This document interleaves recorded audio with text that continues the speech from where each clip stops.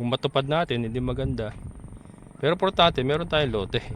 Ito muna ang kailangan nating pag-igihin. Kailangan pagsikapan nating mabayaran ito para sarili na talaga natin yung lote. Yun naman mga plano yon, mga plano natin mga kabokals. Sa ngayon ay okay na lang, okay naman ito. Ayan, so tara, ito. Ayan oh.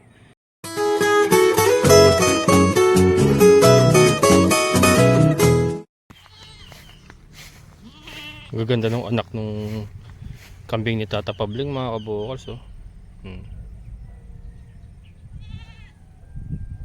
Ang cute. Hello little ones. 2, 4, 6, 6 oh. Galing yata ito sa 3 inahin. Yan, ito isa. Yung isa.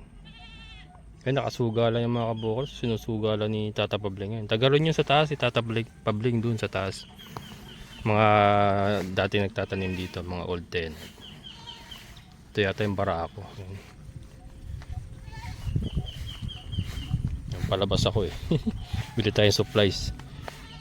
Nadaanan ko lang. Ito pa ibang kambing. Ang ganda oh. Mga native lang pero napakaganda. Gaganda ng katawan. Iba talaga pagka nakagala lang.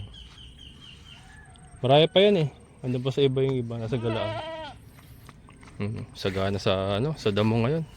Yung atin nandoon. Nakakawala dun sa lote ni Sir Jun. Si Dagul syempre nakakulong. Ayan, so medyo umaraw na mga kabukals. Alis lang muna ako saglit. Bibili tayo ng kusot. And then ulam sa katubig. Ayan, mamaya ayusin ko yung bubong. May mga tulo yung bubong. Lalagay tayong bulkasil. Sana wag umulan mamaya. Yan, araw-araw na.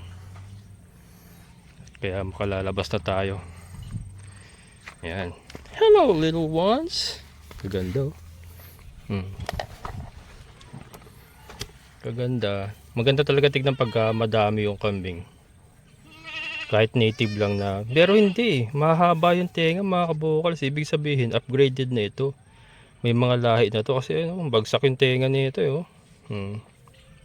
Bagsak. Haba nga ng tenga eh. Laki. Ano na to?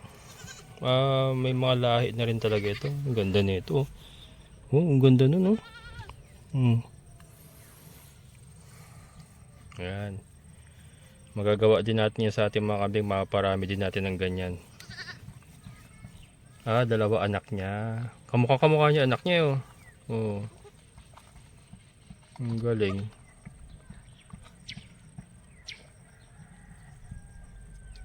Takin mo nga na lang oh. Yan lang ang sistema yung Tata Pabling. Isinusuga lang yung ganyan oh. Pero ang gaganda ng mga katawan oh. Saka lulusog ng mga anak. Maganda talaga upgraded kesa doon sa talagang pure blooded na hybrid. Siyempre yung tibay nandoon pa rin. Ito mo ito. Nakikita to minsan umaambon-ambon nandito sa labas eh. Pero okay naman sila oh. Ganda nito nanay na to. Tagal niya magpadede oh. Ang tagal niya magpadede. Ang galing. Ibig sabihin maraming gatas. Tagal oh. Dalawa pa yan. Magaling mag-alaga yung mga kaya ang bilis dumami ng mga kambing Tata Pabling. Magaling mag-alaga. Peso. Ay, anak mo to, si ganda. Ayun wala. Umalis na siya. Anak niya pala yun. Maganda na yun. Laki na siya no. Busog na busog oh. Kasi ito. Ayan. Sa anak niya. Yan. Nakakatuwa lang tignan mga kabokals. So yan. Dito makakuha rin tayo ng mga idea. Kaya ako pagka maganda panahon talaga pinalalabas ko rin yung mga babae. Para halos ganitong style din. Kaya lang hindi ko pinalalabas ng bakod. Doon lang sila sa loob ng bakod ni Sir Jun. Ito kasi andito. Ang lawak ng lakaran nila kaya oh. Ayun oh. Ayun yung iba. Kaya sagana sila sa pagkain. Yan. So let's go. Iwanan natin sila. Ang problema nakaharang sa kalsada. Hindi, tatabi naman yan. Ayan mga kabukal, so dito tayo sa binibila natin ng pusot. Ayan. Dito tayo sa may Angat, malapit sa Angat Cockpit Arena. Ayun, doon yung Cockpit Arena mga kabukal.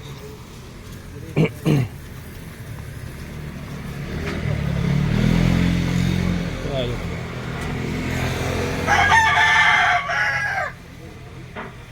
Kukulamba.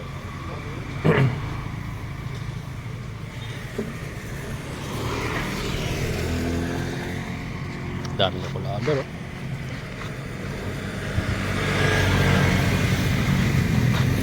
Dapat.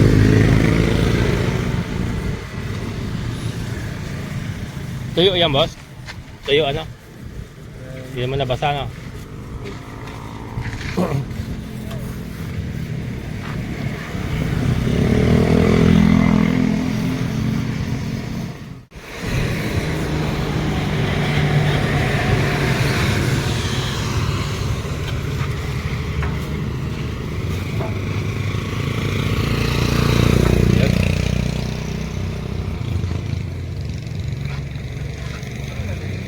Ayan yung mga kabukal, so dyan galing sa pinag-discuss nila round o round.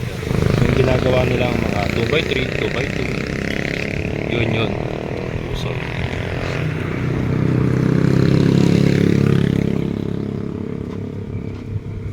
ulam mo na yan, balik tayo. 30 pesos mga kabukal sa isang sako nyan. Ayan, 30 pesos. Marami naman yan. So ano yan, dalawang lagayan natin yung isang sako.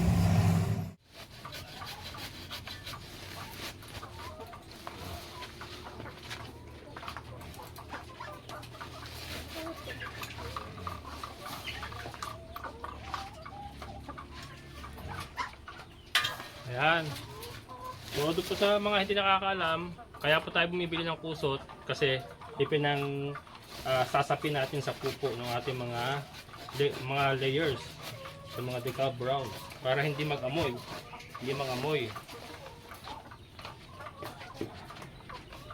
Then ito nga po ay kukolektahin natin pagka makapal na, isasako natin, and then nagiging pataba pa yan. Fertilizer na naibibenta pa rin natin. 80 pesos per sack sa mga nagtatanim ng gulay, mga palay. Sa palay ginagamit din po pala ito eh. Parang pang precondition siguro sa lupa. And soon gagamit na rin tayo nito mga kabokals. Abangan nyo kung ating gagawin. Ubas mga kabokals, ubas. Isa po yung sa pinaplano ko.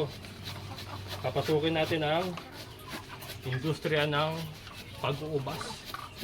Malit lang, hindi mo malaki.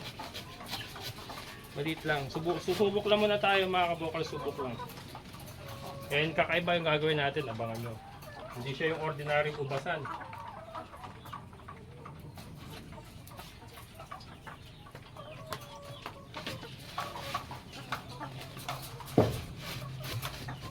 And then yung ating mga langaw busters nga, ayan, nasa ilalim, sila ang in charge ng pagkontrol ng mga langaw. Then ito naman ay para sa amoy, para hindi mag-amoy, hindi kumalat ang amoy.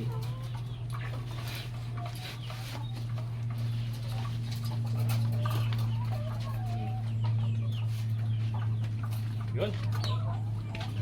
Tapos ayusin naman natin yung bubong. Maglalagay tayo bulkasin.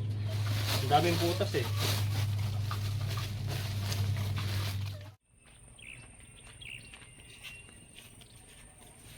Kaya mga kabokals, kaya tayo ng bubong at maglalagay tayo ng bulkasil.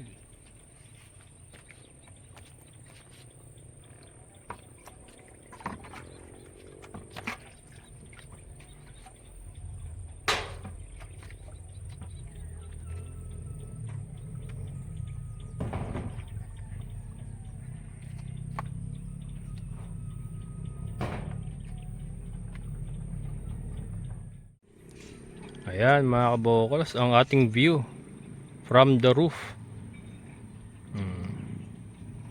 Ganda pala talaga pagka na ano to, na gawa ko yung plano ko mga kabokals. Kasi yung plano ko dito sa bahay natin, ganito lang din siya kalaki, pero meron siyang parang roof deck yung ano, terrace sa taas. Yan, ganda oh. Ganda pala pagka nagawa ko talaga yun oh. Ganda ng view. Kahit naman magkaroon ng mga bahay yan, kasi mataas tayo eh. Ano pa rin tayo, overlooking pa rin tayo. Kahit let's say mapuno ng bahay yan. Ayan, kasi second floor naman ang gagawin ko mga kabokals eh. Ang roof deck nandoon sa pinaka third floor niya. No, mataas pa rin. Kita pa rin natin lahat oh. Yun naman yung plano lang mga kabokals, kumbaga pangarap lang po yun. Eh kung matupad natin hindi maganda, pero importante meron tayong lote. Ito muna ang kailangan nating pag-igihin, kailangan pagsikapan nating mabayaran ito para sarili na talaga natin yung lote. Yun naman eh mga plano yon, mga plano natin mga kabokals. Sa ngayon ay okay naman ito. Ayan, so tara, ito. Ayan oh. Lalagyan natin ng mga bulkasil at puro butas, puro tulo.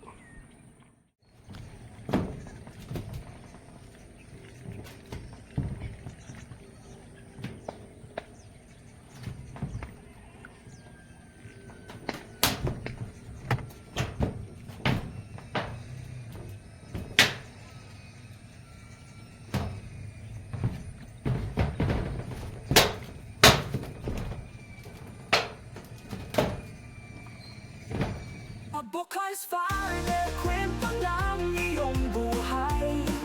Sa sipag at tiyaga, pangarap ay binuhay.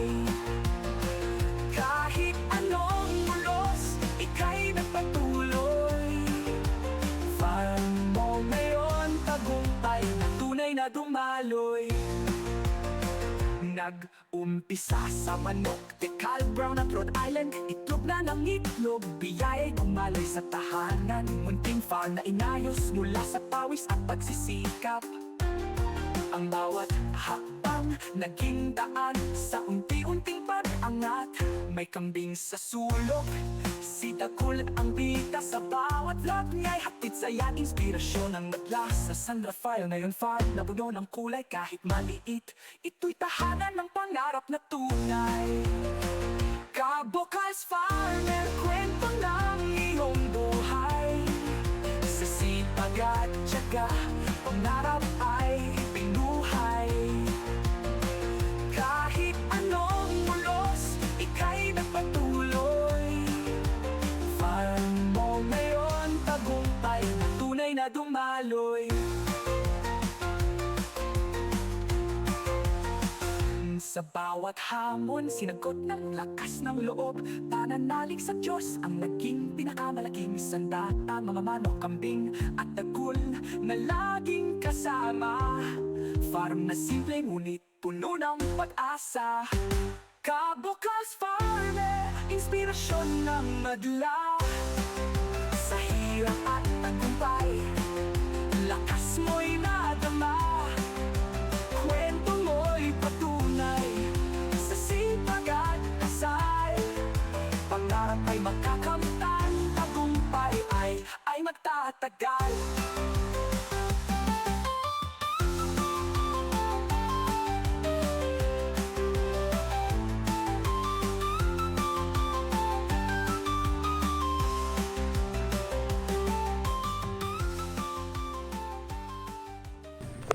Ayan mga kabukal, sinabot tayo ng mag-aalas 6 na. Pero at least ay na patsihan natin lahat mga kabukal. So yun oh. Kita nyo ba yung mga patsi-patsi na yan? Yung iba hindi sa pamukaan, talagang ano, yung ganito oh. Yung mga bumibigay na ganito.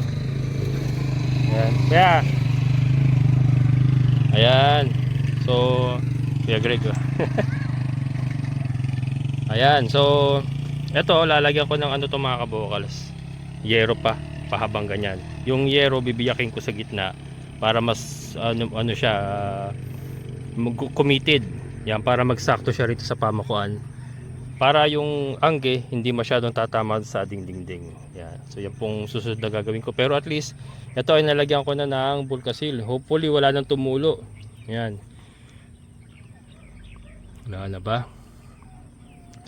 Na ano ko naman yan na double check ko naman lahat.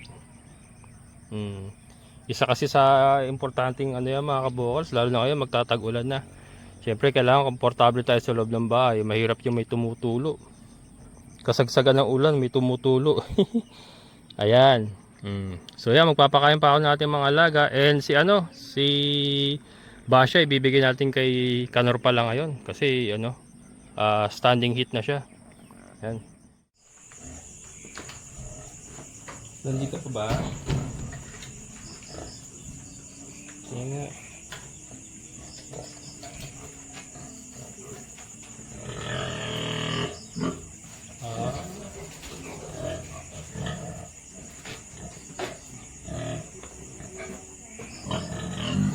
Negative mga kabukal.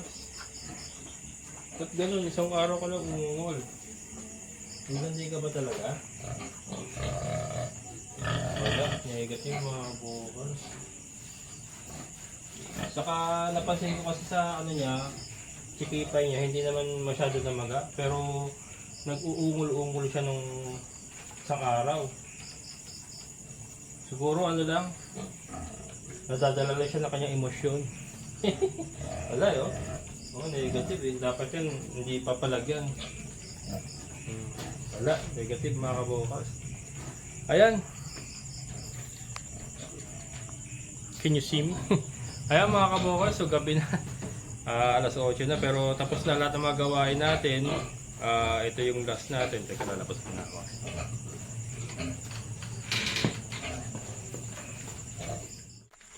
Ayan mga kabukas, bago tayo magtapos, i-flex ko lang uli itong ating mga pambentang biko. Malaki na mga kabukas, malalaki na yan. Lagpas-lagpasan na po yan dahil hindi nga po ito nakuha ni Sir Jerry.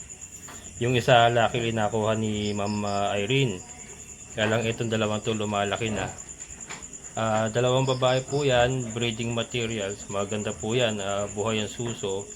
Magandang ari at wala pong diferensya mga kabukals. Ganda ng balayibo, makintab Ayan. So PM lang po sa mga gusto pong kumuha. Dalawang babae po ito, pang inahin. Yan, pang inahin po. Yan. PM lang po kayo sa Kabukas Farmer Facebook page kung kursunadan nyo po. Ayan. Ayan mga kabukal, so bago tayo magtapos, shoutout po muna. Shoutout po kay Charlie FC ng Baliwag Transit. Ayan, shoutout po. Ayan, so syempre sa lahat po ng mga solid kabukas, maraming salamat sa mga silent viewers, maraming salamat. And sa ating kaibigan po ni Sir Boyet, Sir, thank you so much. Ayan, so bukas panibagong araw na naman. So one step at a time, unti-unti. Ito pong masarap sa farming na sarili mo talaga. Hindi ka talaga maupusan ng gagawin, kaya yung oras, yung inip, hindi mo mararamdaman. Nakakapagod, yes, pero masarap sa pakiramdam at hindi ka naiinip at lagi kang gumagalaw. Isa pong benepisyo na makukuha natin sa pagpo-farming. Ayan. Maraming salamat sa muli ito ang Kabukas Farmer. Nagsasabing sabay-sabay tayong mangarap, magsikap, pati sa lahat kumilos at siguradong uulad ang ating amazing na buhay. Bye-bye!